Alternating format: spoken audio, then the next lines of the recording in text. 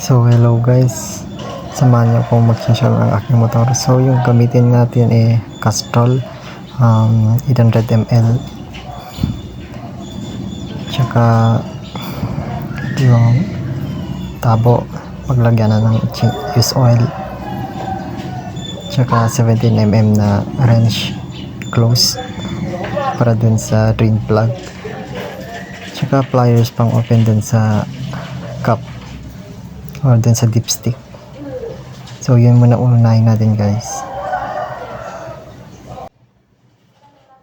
Lagyan natin ng punas para hindi masira yung mismong dipstick.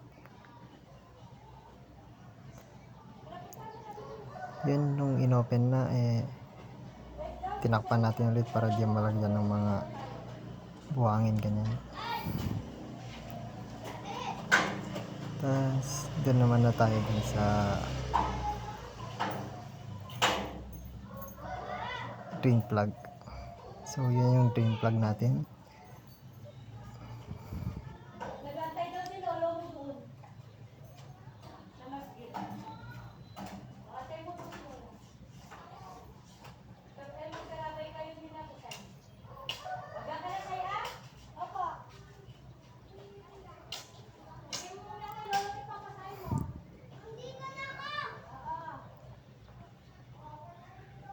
Medyo nahirapan tayo dito sa may drain plug kasi medyo nagpitan yung last na nag-change oil.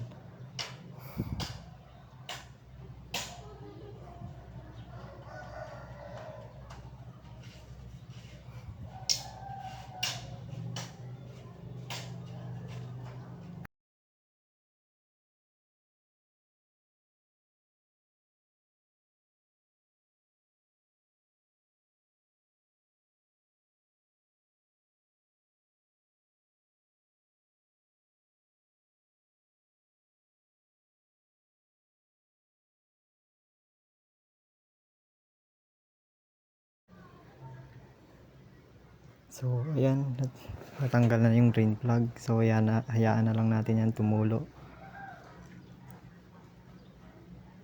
So habang tumutulo yung oil dun, linisin muna natin yung kadena.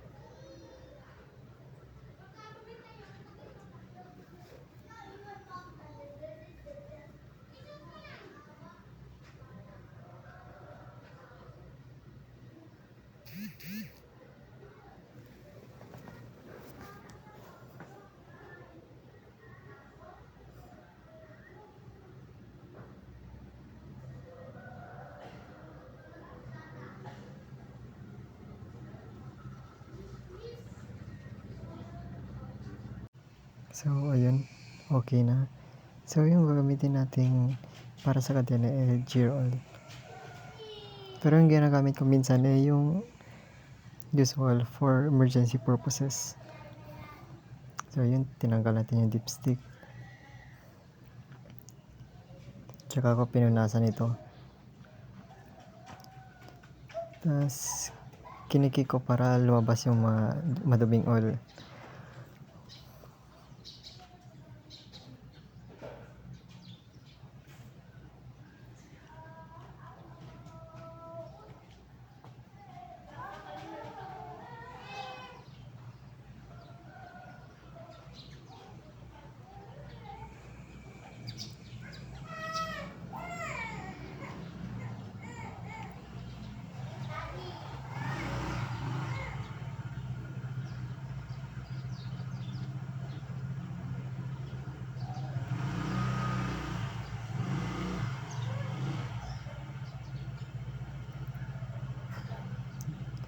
So gamit ang dipstick, inopen ko yung oil.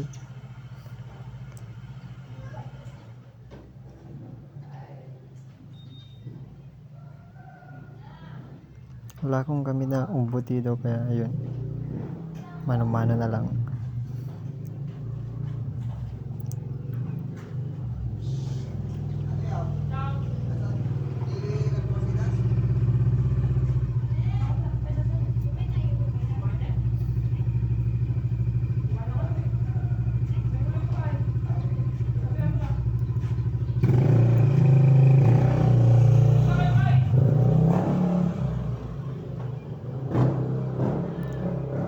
Yun, nilagay ko lahat kasi sakto 800 ml lang yung capacity ng makina ko.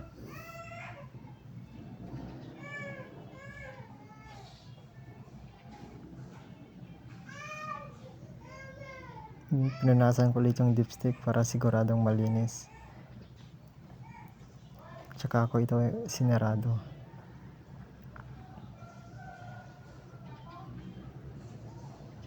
Tsaka hinigpatan ng pliers ulit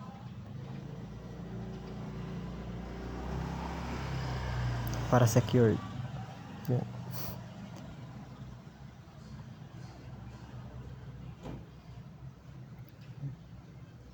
Yung used oil naman ilalagay natin dun sa mismong naglagyanan ng oil para magamit ulit.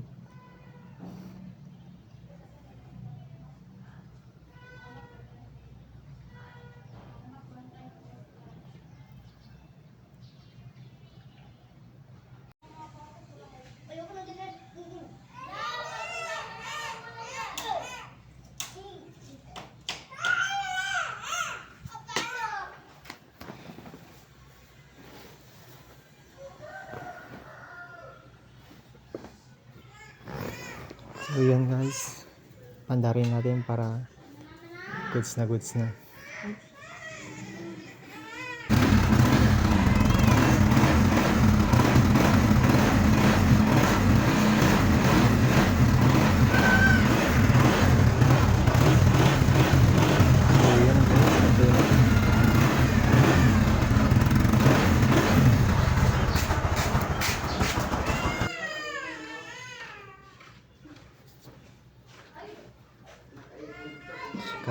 Lagyan naman na natin ng gear oil para dun sa kadena.